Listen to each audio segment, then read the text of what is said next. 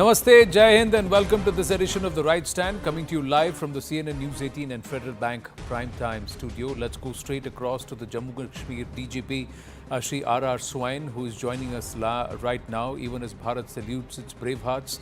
Swain Saab, Namaste. This is Anand here. Thank you for speaking with us.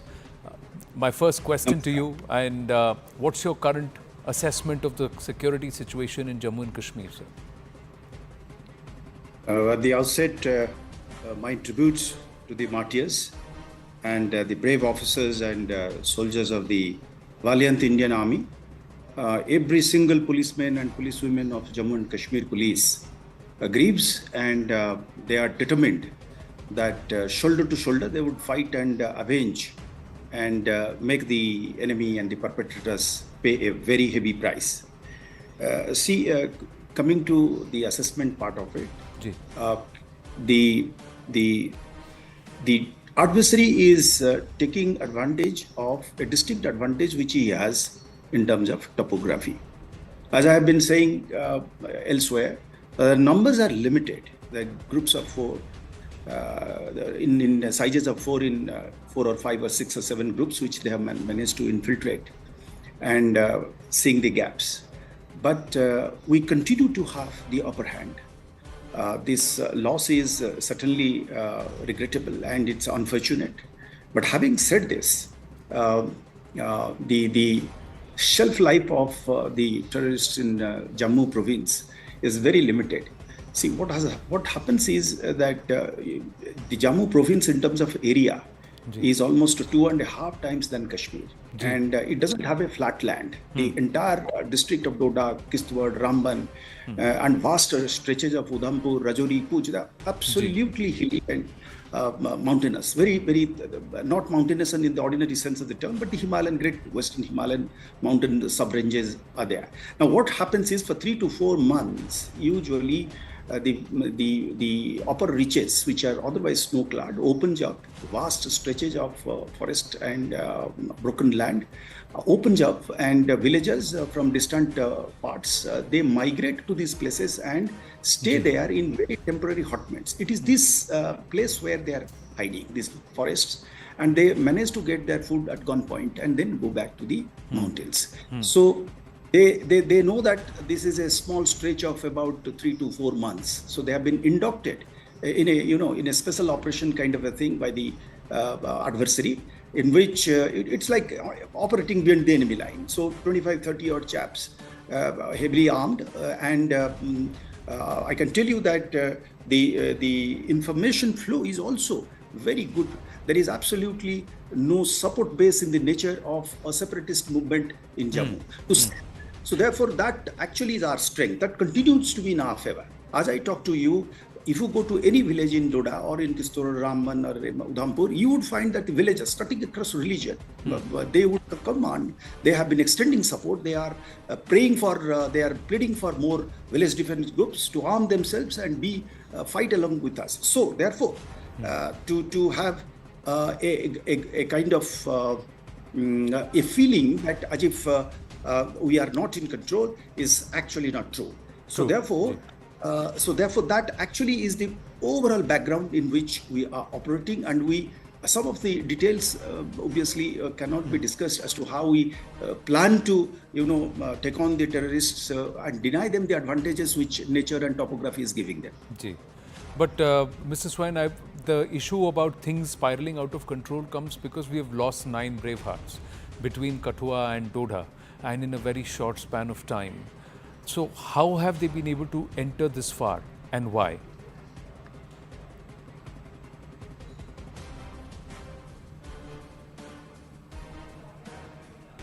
We'll try and connect with Mr. R.R. Swain in just a bit. I think he'll just join us back in any moment now. We were in conversation with Sri R.R. Swain, and let's just quickly, they're all killed in action. 9 soldiers between Kathua and Doda. 48 soldiers have been killed in action in the Jammu region itself. If we were to look at the last 32 months, it's a staggering number, and this is a cause for worry. And we once again need to look at why this is happening. Let's quickly try and understand the inputs that we have so far, even as Sri Swain joins us back in a bit, that This entire infiltration front, and this is our exclusive news break by our senior editor Manoj Kumar Gupta, Group Editor Security. 50 foreign terrorists are operating in the Jammu region. Infiltration has been done via tunnels in the Samba sector. 20 to 25 terrorists are operating in the Doda area from the Punjab province of Pak. That's where they've entered. The infiltrations in the last 3 months have been via Sundarbani. 25 terrorists are in the Reasi and the Uri region. And terrorists have been sighted in Jammu also, near Akhnur. Terrorists are using the Shakargarh, Sialkot and Zafarwals as the launch pads from the other side, and that's from where they are actually making their way in. The infiltrations are via Bagh, Kotli, Nalli, Samani, Tarkundi and Nakyal. These are the areas from where they are actually infiltrating and they're getting in. Now this is something which needs to be hemmed or stemmed immediately at the earliest. They've already got in. There should be no more that should come in.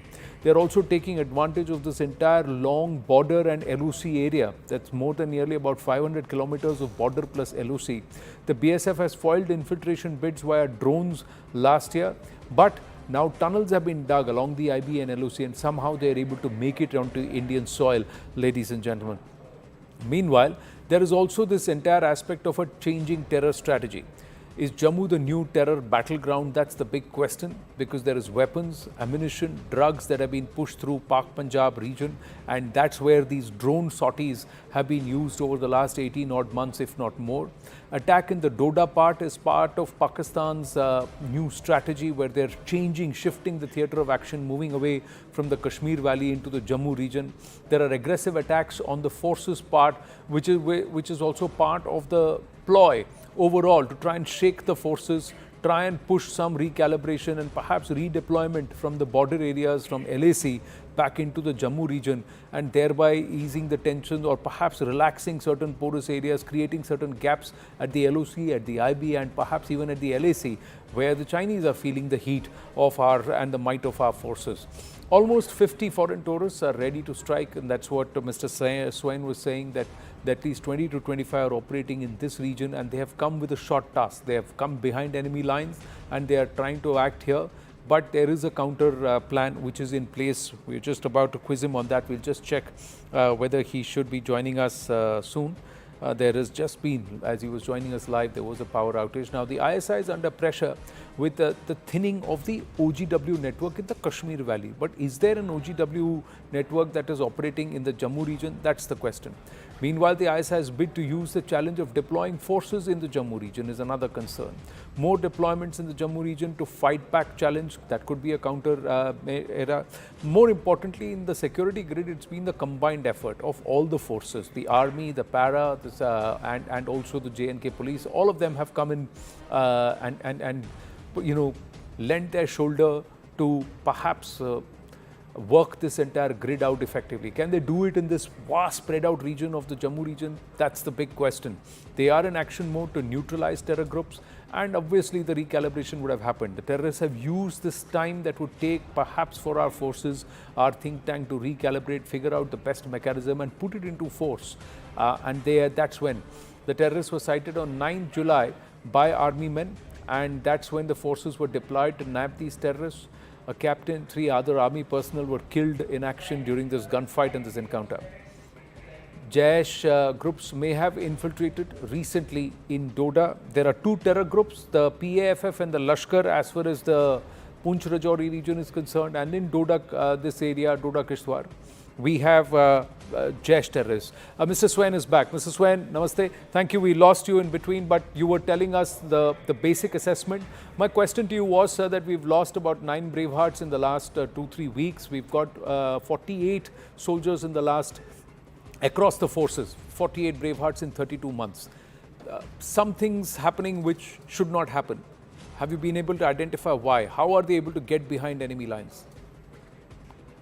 Well, as I said, that the Jammu region has a very different kind of a terrain and topography, and by using certain select, old narcotics smugglers and certain limited OGW structures, they have managed to breach our infiltration, anti-infiltration, or the border and the LOC, but they're very limited in number, as I have been saying. But yes, the losses they have been able to cause is essentially because of the terror. Now, the information gap between the information and the action is something which we are working, and we're working very fast. And we are devising the mechanisms whereby, the information flow from the common villages is converted into action. Now, these are certain operational details. You see, in between 1995 to 2006, almost for 10 and 11 years, this kind of terrorism was propped up by the adversary, the Pakistani side, in Jammu region. In these very places where we are now talking of, the Rajouri-Poonch and stretches of Reasi and Doda, Kathua, Udhampur, all of these places, in this stretch of about 10 to 12 years, they had truly, there have been large number of massacres of the community specific massacres have taken place. But you see, we tried to get our act together there, and over a period of time, when it was crushed and when it was eliminated for good, with the help of a very well-oiled, coordinated structure of village defense groups, special police officers recruited by the J&K police, assisted by operating base camps at heights. We had, over a period of time, we abandoned them, we vacated them because of changed situations. Now we are trying to do something better. So this gap which they have found is something which they would find it very fast changing against them. And it is only a question of time that before the summer ends, they would be actually seeing a very, very different scenario against them. Where we look forward to that, sir. But I just quickly want to understand, what's the adversary's thought here? Why have they chosen this region or this theatre for their action?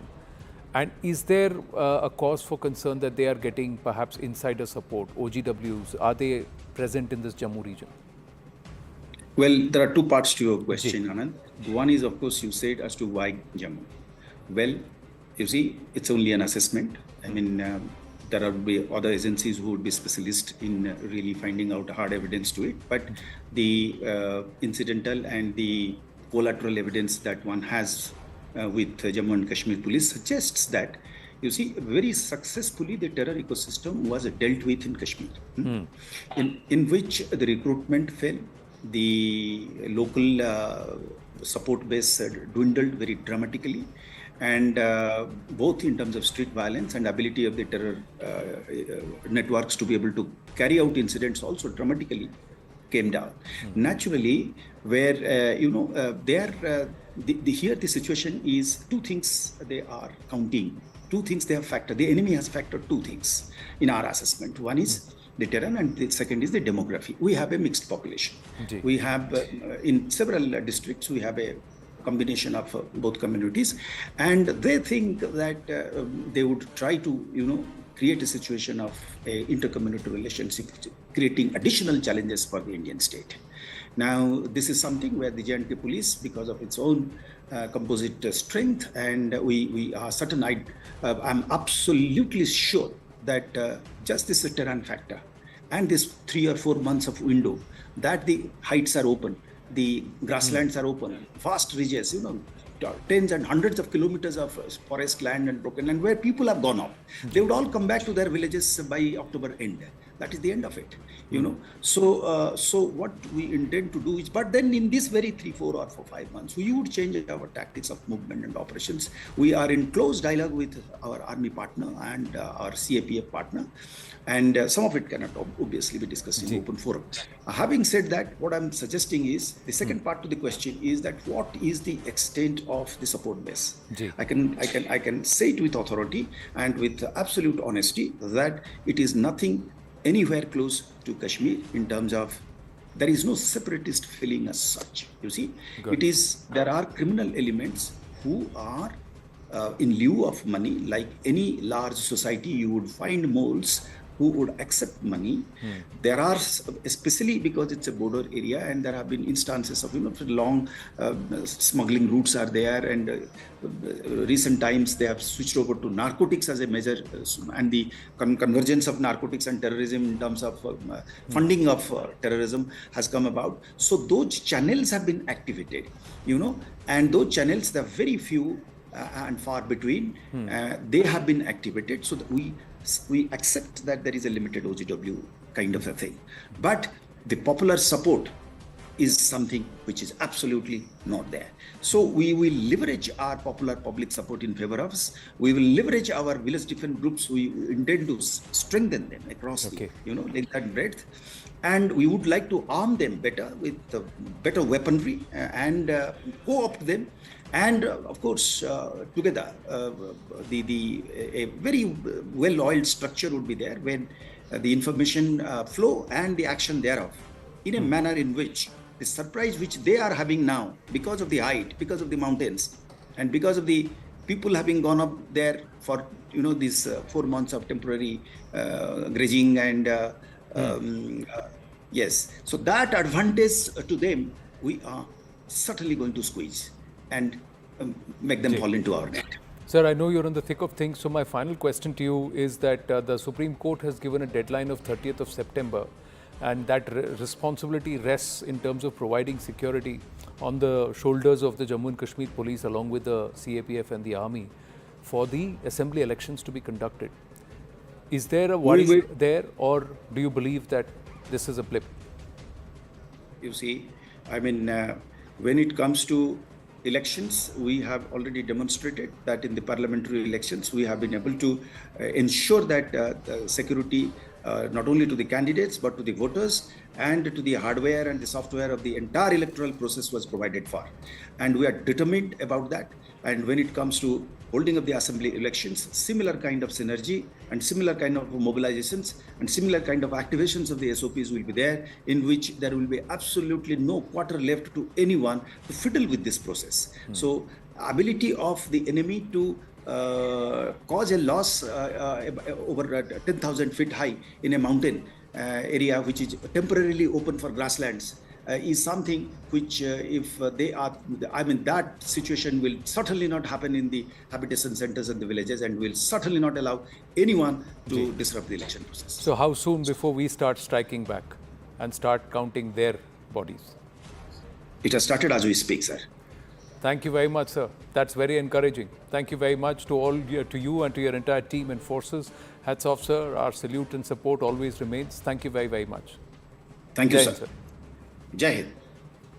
So that was Shri R.R. Swain very clearly saying that the strike back has already started, even as we speak. And it's time that we start counting those foreign terrorists and their bodies very, very soon. That's what's going to happen. But the larger question that we are asking here is that this design, whatever is happening, does this now push up the need for a thorough surgical cleanup within and also right at the doorstep? Dr. Anand Ranganathan, author, political commentator, scientist with us, Nilufar Masood, leader of the National Conference with us, Ahmed Ayaz, political analyst with us, and Sushant Sareen, senior fellow, ORF with us. Namaste, Jai Hind to everybody. Thank you very much, and thank you for your patience. We had a power outage at Swain Saab's area, so that's why there was a little bit of a delay in getting him back and speaking with him. But thankfully, everything is well, and all of you, I hope, heard what he had to say. Nilufar Masood ji, do you believe that there needs to be perhaps a thorough cleanup? We need to first get our act together. Somebody is helping these elements. Somebody is letting them come in and also survive here. So should we address that first, or should we address the fact that they're coming in the first place? Let's stop that. Where do you stand? Anand, I was just listening to the statement which has been given by Mr. DGP, but you must have heard the earlier statement which he made while there was one orientation program going on. Yeah. Well, that is very unfortunate what statement he has made before the young minds, in fact, the fresh minds, who many of them are yet to vote in the assembly elections. And I think there are many reasons which are responsible for this surge. And you could see after the abrogation of Article 370, we were told that everything will be fine, but we have not seen that peaceful environment. So there is, you have seen the area which was peaceful for some 2 decades. Now there is surge in infiltration and then terror attacks also. Instead of accepting the failure that yes, we are responsible, that we have really failed to give such environment to the people of Jammu and Kashmir, which we have promised it on 5th August 2019, we are shifting the burden from the people who are at helm of affairs onto those people who carry forward democratic system in the Jammu and Kashmir. Mr. Swine, because you must have heard the No, let me statement. just He play said that out it because is you have only referred the- for it twice. If you allow me just a minute, we'll play that out. Let's just play out the statement that he made Yeah, sure. at Please. the thing. And there is a reason why he made that statement. He was putting things in perspective. The serving officer in uniforms agreed to do a live interview with us. So we steered clear of the politics. But this is a statement that he made. Yeah. The full truth is, Pakistan successfully came to infiltrate all important aspects of our civil society. Thanks to the regional so-called mainstream politics in the valley, there is overwhelming evidence to show that many had honed the art of running with the hare and hunting with the hound to a near science that left both the common men and the security men bewildered, frightened and confused. Visiting homes of killed terrorists and expressing sympathy in public became the new normal. While elimination of new recruits to terrorism was allowed and tacitly encouraged, those who facilitated the recruitment, arranged finances, were never investigated. And it was forbidden to even go near Jamaat-e-Islami that provided the religious and ideological justification to the perfidies of the terrorists and the Buriyat. What is it that he said that was not a statement of fact, Nilufar Masood? Anand, if anybody is involved in any terror sport, police is not barred to catch those people. Police is not barred. Police is not But barred now. maligning, they are not barred. They're not barred now. They can take What he legal said is what action was the against situation all in the those past. persons. He And was saying let about, me he was let me talking about the complete. situation, what he was talking in the past. Yes, Anand, please let come. me Ji, complete. ji, Let me ji. complete. Ji, please complete. Kindly see the situation, how he has made such a statement. This is a irresponsible statement, where he is maligning all the people who are in the mainstream. This frivolous statement, in fact, undermines the sacrifice of the people. In fact, it is the Jammu Kashmir National Conference who have sacrificed it. More than 3,000 workers of Jammu Kashmir National Conference, they have sacrificed their life for this country. You cannot just insult them by their saying service that is not it being the undermined. mainstream Their people service, who are responsible for all this. their service, their dedication to the country, to the national flag is never undermined. But the fact of the matter is, what he stated was not directed at any one person. What he stated, was it a statement? Was it a one minute, Nilufar? 1 minute, Nilufar. Let me just bring in Sushant. Let me just bring in. Let me just bring in Sushant Sareen. Was it a frivolous statement, or perhaps the one which perhaps the most brevity and well thought out statement that has come from somebody who's seen what's happening? Mr. Swain is not coming to Jammu and Kashmir for the first time. He served here and he's gone through the thick of it. And what did he say that was wrong? Did we not see Netas go and sit there and play this double game? That those who were bringing and those who were hiring, those who were recruiting got protection, and those who got killed, they were celebrated and they were being hailed as martyrs, and there was a huge thing that was created. Weren't these the same Netas who are crying foul today, Sushant Sareen, who tried to create and whip up the whole sentiment around Burhan Wani, who tried to ensure that certain elements, he's named Jamaat-e-Islami very clearly, that they will not be touched. There were others that it was very clear that you cannot touch them. Is this a frivolous statement, or are these statements of fact made with a lot of brevity? Yes. Are you putting this question to me? No, I'm asking Sushant Sareen. Yes, Sushant. Fine. Anand, I think it's a statement of undiluted fact.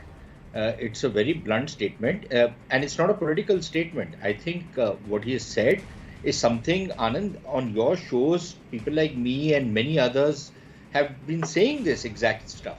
That you've been, there was this entire ecosystem. You had the government actually sponsoring media organizations which were peddling separatist propaganda. You had political leaders who were hobnobbing with separatists, were being soft on them, who were telling the law enforcement agencies that go easy on some of these guys.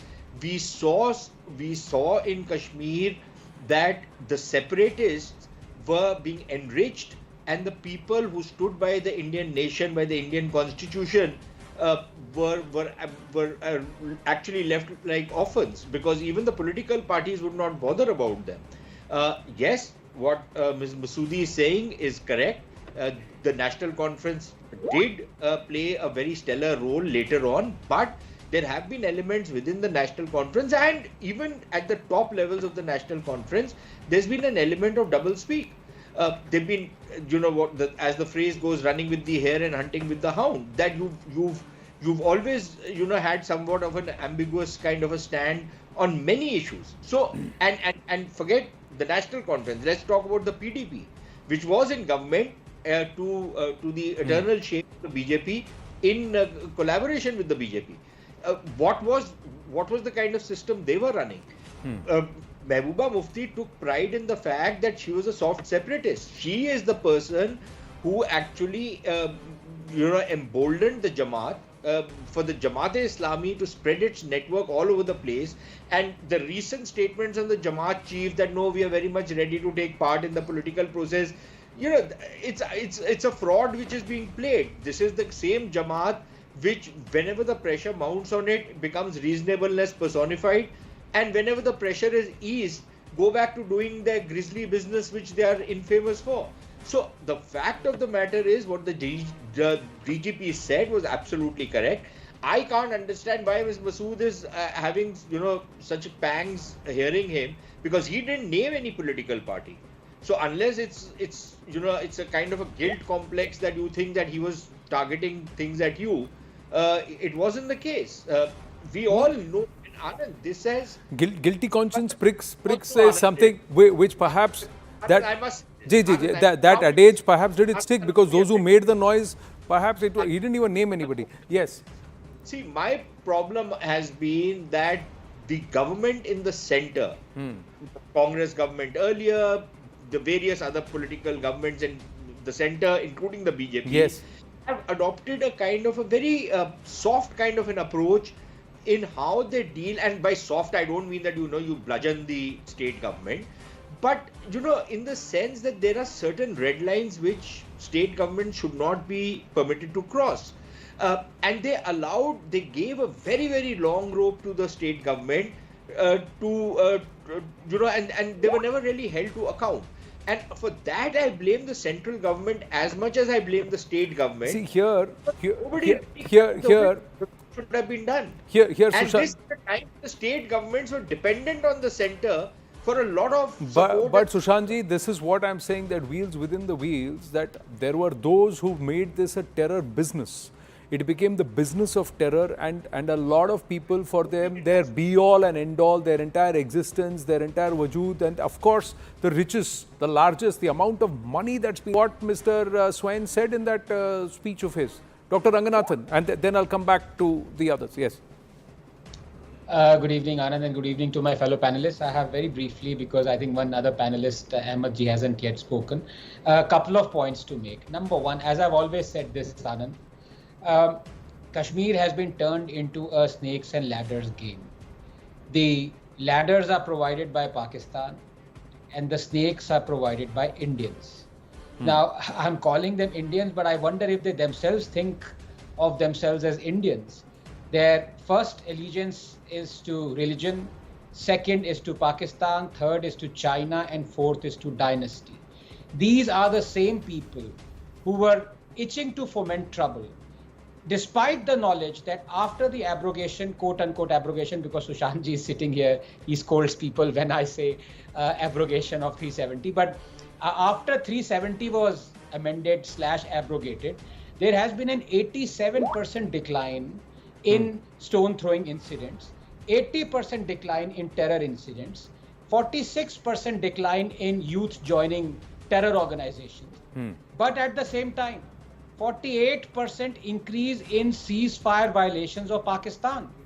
And that is one of the reasons why in the last 1 month we've seen dozen incidents. So Kashmir, as I think the NC leader said, or no, I'm sorry, Mr. Swain said, is safer than, ironically, Jammu. But I want to ask this question. Agar phir se Hindus are driven out of Jammu and Kashmir, this time from Jammu, where will they go? They were driven out of the valley and a lot of them settled in Jammu. Now if they're driven out because of extremism and jihadism, they have nowhere else to go. Has the Indian state, thought about this? Number two, when we talk about the state elections, please keep in mind, there are other union territories as well. Are they not democracies? Are they not democratic setup in our country? Are they anyway worse off than other states? If there is a hurry to re-establish the statehood Jammu and Kashmir, one must think very carefully, because the same people, and I'll give you a couple of examples here, none of those people who erupted and wanted riots and were fomenting trouble after 370 abrogation, none of them apologized after the Supreme Court actually said the 370 abrogation was to stay. None of them apologized. Shall I give you two examples? It was the NC leader, Mr. Farooq Abdullah, who said they want to remove 370. We will show them how 370 can be removed. Allah would want that we separate from India. These are his statements. And Ms. Mehbooba Mufti, who can forget a statement that rivers of blood will flow? These are the people who are fomenting trouble. And I just fear, if we hurry into the statehood, we might actually see the resurgence of this terror. There is no hurry. Not only in Kashmir, but in Jammu. See, there is no hurry. But here is the thing, that there needs to be a democratic setup and democracy must prevail. Ballot must prevail over the bullet. And there is a reason why, and it's a Supreme Court mandate that the assembly elections of the Union Territory must be conducted before the 30th of September. And that's an undertaking also that's been given. So if that can be given, and that's an assurance that he has said that we got the parliamentary elections, we'll do the state elections or the Union Territory, the assembly elections. And it's in the interest of every single entity, every single person that this happens, because whatever they want has to be the will of the people. And if the will of the people has to be decided and a leader is elected, then that leader will have to behave in the interest of the people under the national flag. That is very clear. There is no other flag and there is no other aspect. You have to do it under the tricolor, under the national flag. You remember Mehbooba Mufti's statement that she refuses to fly the Indian flag until the JNK flag is restored. See, that is her statement. But that politics was defeated too. She stands a loser today. She's not won that election. She didn't win the parliamentary election. She didn't win it. There is a mood of the people also, but Mr. Ahmed Ayaz, this is the concern. The concern is, are there those entities even within us who believe कि पहले धंधा अच्छा होता था, पैसे नहीं आ रहे हैं, अब धंधा कम हो गया. Let's try and revive this business of terror. Should they not be cleaned up, sir? Should they not be held to account? And are they the ones who are involved in trying to help these foreign terrorists, these enemies on our soil? Ji, thank you for your patience. Ji, please, I won't interrupt you. I don't know more knowledge too. I think that must not be happening now. See, considering factually the reduction in the incidence of militancy and then what other things like stone throwing, whatever, and then some sort of activity which have started, and then the tourists in large numbers coming. So that becomes the point that what you say is that there is something going on. But taking a point from what Arswan, the DGP of Jammu Kashmir, said is, he is with all inputs and be as such denied.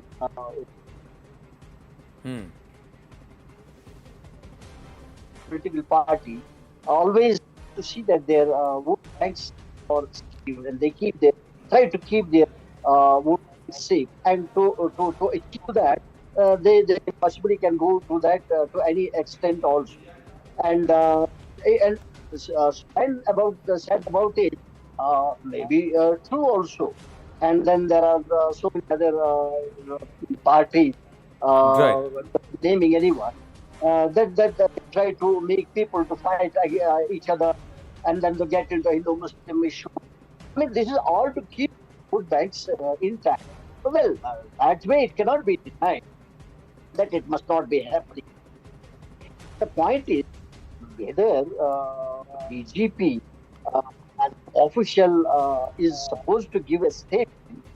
To me, it looks that if there is like this, now even in Jammu and Kashmir, I must tell you that even lawyers are, slapped PSCs and the journalists.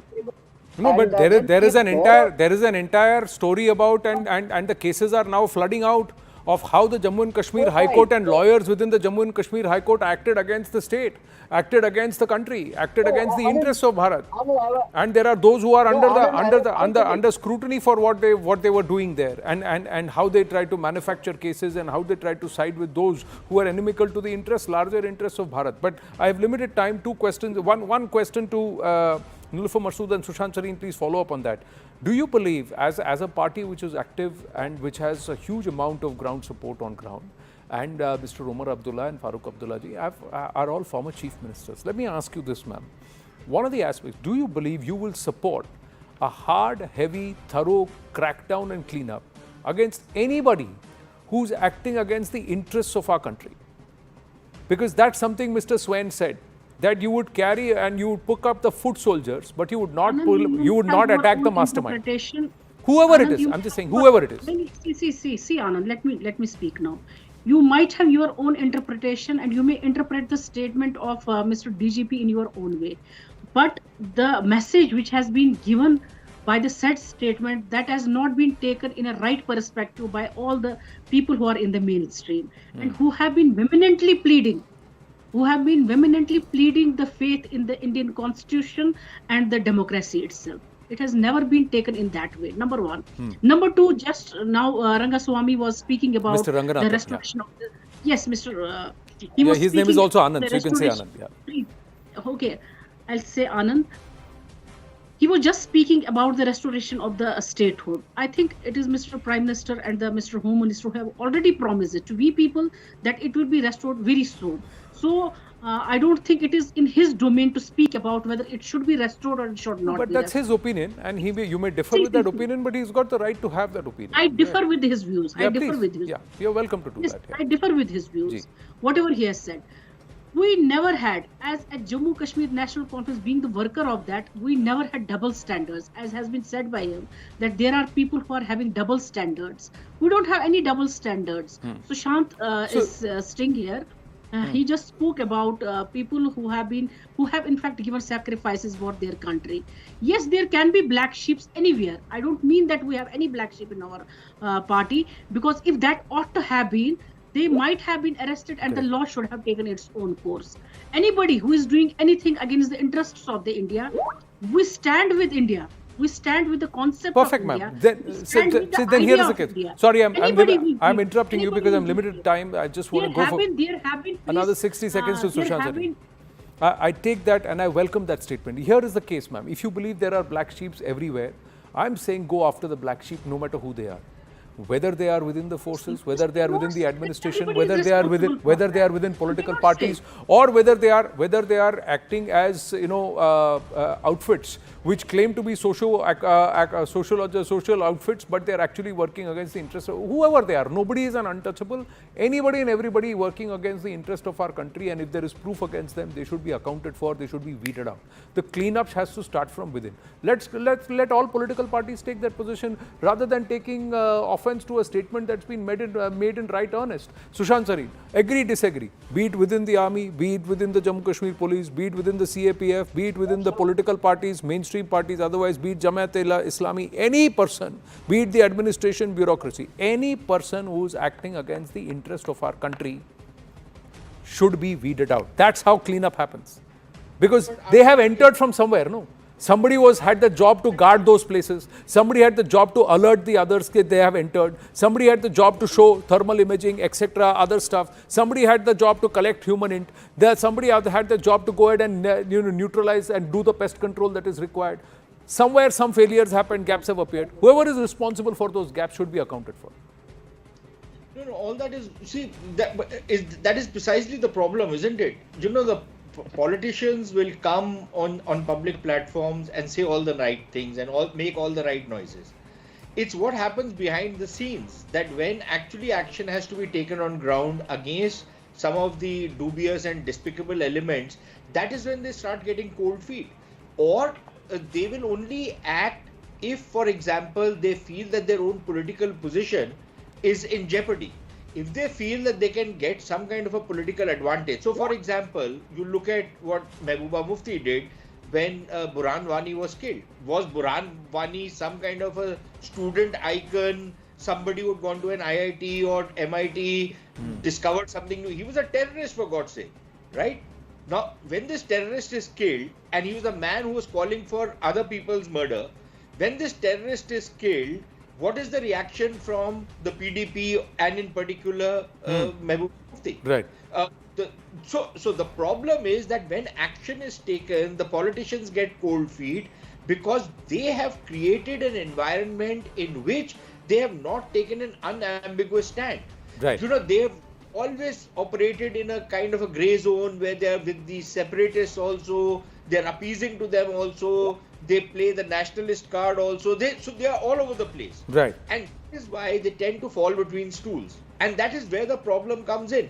And the instructions which are then given to the police force, which comes directly under their control, are of the nature that nothing really seems to work. So when people crib that, look, you know, you have removed 370, has the situation improved? Anand Ranganathan very correctly said, yes, the situation has improved. But I think we've also been mistaken in declaring a victory prematurely. And the fact of the matter remains that while 370 was there, the situation was far, far, far worse than what it is. Sir, this point is, sir, there were people at the center who believed that this terror ecosystem is good because it's good because it makes them relevant, and they were also making perhaps I don't know what they were making. Were they profiting somewhere or the other? They were making, I don't know. But the fact is that it cannot be that it was only limited to the state, the erstwhile state of Jammu Kashmir, Ladakh. It had to be, and whoever is responsible. They played with national interest. They played with our futures. They played with our youth. They played with trying to, into the hands of the enemy by playing this dangerous game. And that should stop. It has to stop. We cannot move forward and we cannot dream of a Viksit Bharat with this toe prick every time. We cannot. We've got to move forward. Thank you. Thank you very much to all our panelists. I've got to wind up on that note. When we come back, we take a look at the US elections. Donald Trump has announced his vice presidential candidate, and Vance has an India Connect. Is that going to be the game changer? Stay with us.